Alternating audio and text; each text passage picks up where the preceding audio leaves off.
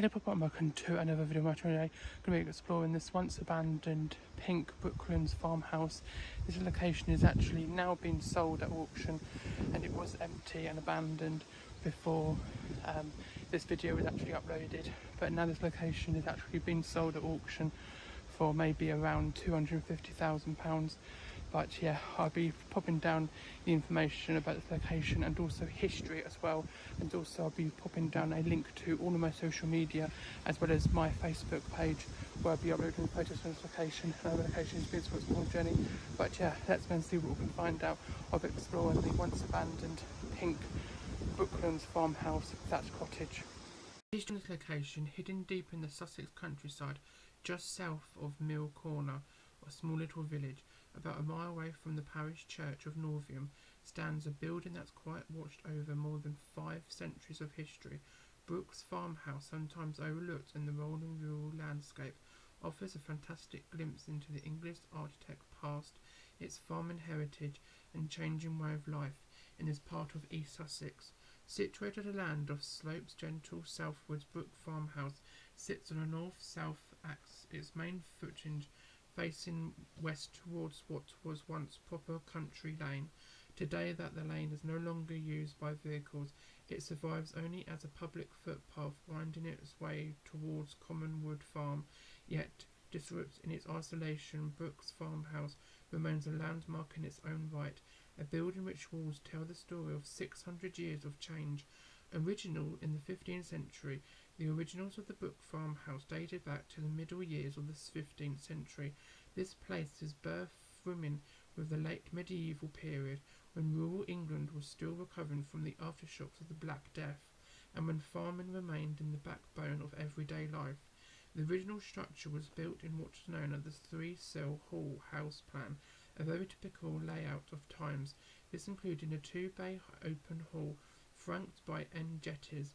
One open hall would have been very heart of the house, one large centre room with an open hearth frame fire in the middle, its smoke risen up to the rafters and filtering through the gaps of the thatch. This was what family would eat, gather and go about much of their daily life. It's important to imagine how different this would have looked compared to the farmhouse of today. In the 14th century, there had been no chimneys, no upper floors. In the main hall, the house itself would have been dark, smoky, and incredibly atmospheric. Yet the time of it was sign of prosperity. The whole house of its scale showed that the Brooks farm was more than a pleasant dwelling. It was a home for the respectable, well-off family, probably yeoman farmers who land and responsibility. The 16th century transforms, but the middle of the 16th century, about 100 years after the farmhouse was first raised, significant changes were made. This was the Tudor era and period where domestic architecture began to shift dramatically. Open halls were no longer fashionable, and particularly andinal chimneys, and with floors changed the wall families lived. At the farmhouse, the first floor was installed into the upper hall, instantly transforming the loft medieval space into a separate story. At the same time, a brick chimney was added, something that made a huge step forward comfort. Instead of a smoky fire burning in the middle of the floor, heat could now be contained within a proper fireplace, while smoke was drawn safely outside through the chimney. This period of modernisation is known as the Period B, and it reflects border changes across the England as homes became more private, more comprehensive and better suited for family life. The 17th and 18th century, further apoggees came during the 17th and 18th century, known as Period C. These actually were less about survival and more about comfort, and particularly the centre hall space was subdivided to create a new landing area. Ceilings were installed on the first floor, and south-ending wall of the farmhouse was almost completely reframed. One of the most striking changes was the design of the remove of the upper story of the northern bay, reducing to its single-story lean to outshut. This would have been used for the storage of utter purposes. There were certain centuries with families and farming families were adapted their homes for bruiser, more organised household life. The farmhouse was not static. It evolved in line with the people who lived there. The 19th to the 20th century life. In 19th century, Brooks Farmhouse entered yet another phase. A copper was constructed to the east of the hall fireplace, suggesting that brewing, cooking and large-scale heating of the water became important there. A small outshot of chimney were also added against the northern wall. The older parlour inside the hall fireplace and was modified, with its side seats blocked and over into the rear wall, though it was later removed. It is in the Victorian period that began to see Brooks Farmhouse as more as a working farm, tied closely to the rhythm of rural life in Sussex. Records and local memories suggested that the families who lived there in the 19th century were particularly self-sufficient. They lived off the land, growing apples in orchard and gathering fruits and vegetables from their own gardens. Brook Farm was not only a house, it was a hub of architect survival, echoing a long tradition of English Roman farming. Unlike many other period houses, Brooks Farmhouse did not undergo dramatic transformation in the 19th and 20th century. Instead, it rehammed the reasonable stable. The old timber-framed walls still carried in the memory of the medieval hall. The farmhouse continued to survive a family home without being swept up in the wave of Victorian redevelopment. Modern history of proper value.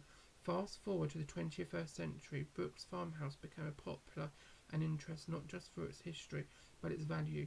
The farmhouse was put up for sale in 2004, eventually selling an exorbitant sum over the following 2 decades. Property values are normally this way to 2025. It has risen by £669,000 since its last sale, on the increasing evaluation about 3.3% every year.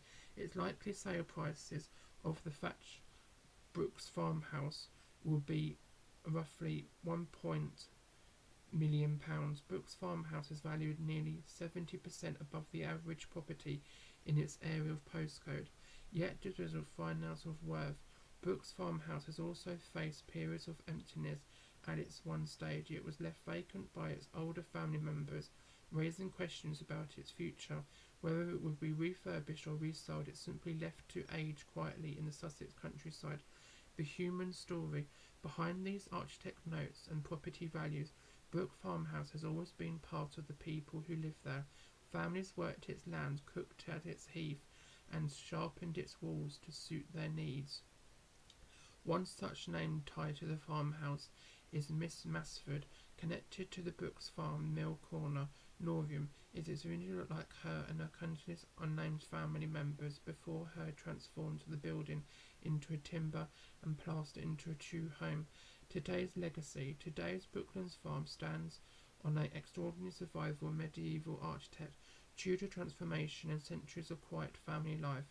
From its construction to the mid-1400s, through its changes to the 1500s and 1600s and beyond, the house remains a physical record of English dramatic history. It's more than just a timber beams and brick chimneys. It's a place that opens a and very ideal community, how families live and adapted and changed across the centuries, always leaving their mark on their homes and their habitat. For those who passed along the footpath from the mill corner to the Commons Wood Farm, Brooks Farmhouse may appear just another old Sussex building, but step closer and you will stand before a whole house that been evolving for nearly 600 years, a place that has been seen medieval smoke, blackened rafters, Tudor fireplaces, Georgian reframing, Victorian framing, farming life, and modern popular specification. Brook Farmhouse is in short of a living history of Northiam itself. But let's go and see what we can find out of exploring the once abandoned, now pink Brookland farmhouse in Northiam, which is now sold at auction.